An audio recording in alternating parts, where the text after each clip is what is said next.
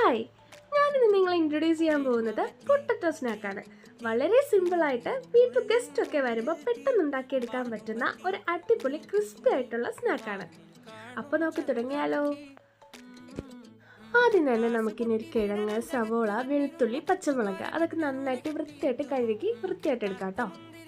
ഇനി ഈ കിഴങ്ങ് നന്നായിട്ട് അരിഞ്ഞ് നമുക്ക് വേവിക്കാൻ പറ്റുന്ന രീതിയിൽ അരിഞ്ഞെടുക്കാം. അതിനുശേഷം നമുക്കത് മാറ്റി വെക്കാം. പിന്നെ നമുക്ക് സവോള എടുക്കാം. ഈ സവോളയുടെ പകുതി മാത്രം മതി കേട്ടോ. അതിൻ്റെ ഇതൊക്കെ കളഞ്ഞിട്ട് നമുക്ക് നന്നായിട്ട് അതും കുനുകുനാ അരിഞ്ഞെടുക്കണം.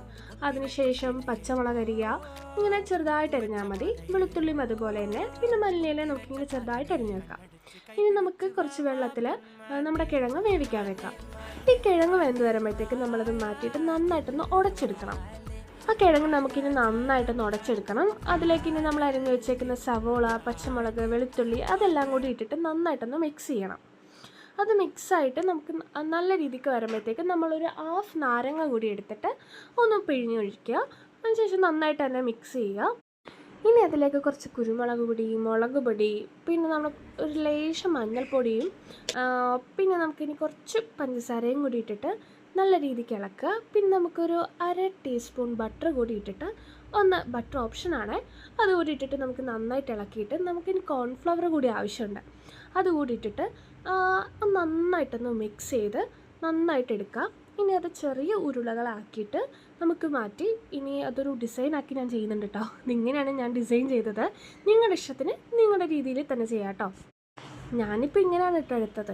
അതിന് ശേഷം നമ്മളിതിനി വറുത്തെടുക്കുക. നമ്മൾ ഓയിലെടുക്കുക. ഇനി നമുക്ക് ഓയിലിട്ടിട്ട് നന്നായിട്ട് വറുത്തെടുക്കാം കേട്ടോ. പകുതിയോളം നമ്മളിട്ടിട്ട് നന്നായിട്ട് നമ്മളിപ്പോൾ ഇടുമ്പോൾ തന്നെ ഉണ്ടല്ലോ, സ്പൂൺ വെച്ചിട്ട് നന്നായിട്ടൊന്ന് ഇതാക്കി കൊടുക്കണം കേട്ടോ. അല്ലെങ്കിൽ അത് ഇടയ്ക്ക് ഒട്ടിപ്പിടിച്ചിട്ട് നമുക്ക് പിന്നെ മറിച്ചിടാൻ നേരത്ത് പറ്റില്ല. പിന്നെ അത് ഫുൾ അലമ്പായിട്ട് എനിക്ക് ആദ്യം അങ്ങനെ ഒന്ന് പറ്റിയായിരുന്നു. അപ്പം നിങ്ങൾക്കത് പറ്റാതിരിക്കാൻ വേണ്ടിയിട്ട് ഞാനിപ്പോൾ ചെയ്യുന്ന പോലെ തന്നെ ഇടുമ്പോൾ തന്നെ ഒന്ന് മാറ്റി ഒന്ന് ഇട്ട് കൊടുക്കാൻ നോക്കാം.